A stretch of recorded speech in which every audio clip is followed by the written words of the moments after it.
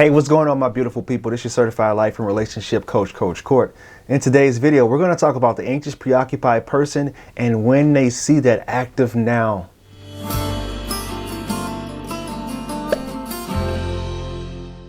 Thank you for sticking around.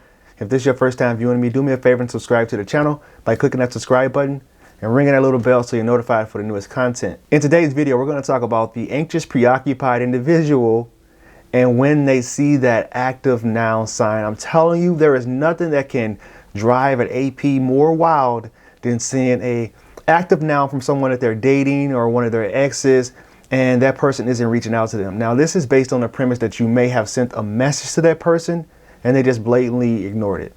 If you have sent a message and if anxious, preoccupied person sends a message and they get left on read, they get left on seen, and they see that this person is active, their anxiety is going to go through the roof. And here's why. It subconsciously triggers that fear of abandonment wound. And even if it's just not communicating with that person for several hours, this is something that you really want to communicate with that person if you're someone that's dating an anxious, preoccupied person. But I'm also going to spin it back on you, AP. If you are someone that needs that constant validation from someone, that's something that you really have to work on, because no one owes you any type of dialogue, any type of communication. Sometimes people are busy. Sometimes they may be, I know me personally, I'm working online. I'm online sometimes talking to people, talking to clients, and I can't respond to those messages. I may see it, I may index it and put it in the back of my mind to get back to it.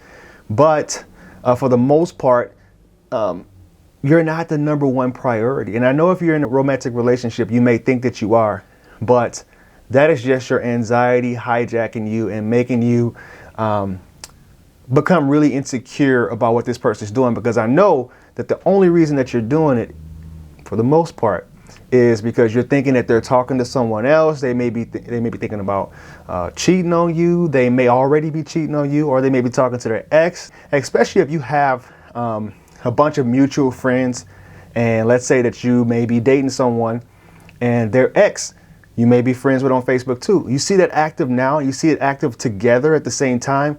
This will drive an anxious, preoccupied person wild.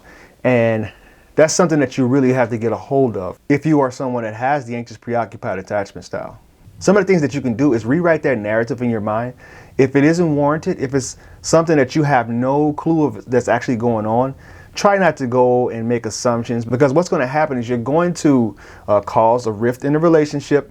Someone told me that anxiety is basically like a third party in your relationship. There's you, there's that person, and then there's that anxiety that drives a wedge right in between you guys. So it's really important for you to do the work on yourself, to heal your style, to become more secure. And every now and then you may have to talk to your person and let them know, hey, when you do this, look, don't take it personal. It's just something that's triggering me at the moment. It's something that I'm personally dealing with. I'm trying to heal. Let them know that, because what's going to happen is you may harbor that. You may not say anything, you may not verbalize it, but you secretly have those thoughts or those doubts about what this person is really doing. And what's going to happen is you're going to blow up one day. That's going to be, your protesting behaviors, where you're just going to automatically come out and start saying what you already think. And the narrative that you had in your mind is going to actually turn into what you see as your reality. And you have to make sure that you get that clear with that person. If you can't talk yourself off the ledge, if you can't bring yourself down and rewrite that story that you've written in your mind. So yeah, this was a really quick video today. I just wanted to address that issue because I see this happening very often, even with my own personal life. When you see that active now, it's really triggering, especially if you haven't communicated with that person for hours, or you wrote that person something and they didn't write back, they didn't respond, they left you on read, they may have left you on seen. This goes for Instagram too. You see that they're watching your stories, they may be watching your Snap stories, they may have opened your Snap and they didn't respond to you, and you see them online and you see them say, you see that little green dot. I call it the green dot from HELL. You see that green dot from HELL? It's going to trigger you, but you can't let it, because these are arguments and unnecessary conflict that you need to bring to the relationship. All right. So get that in order, get that in check. I appreciate you guys.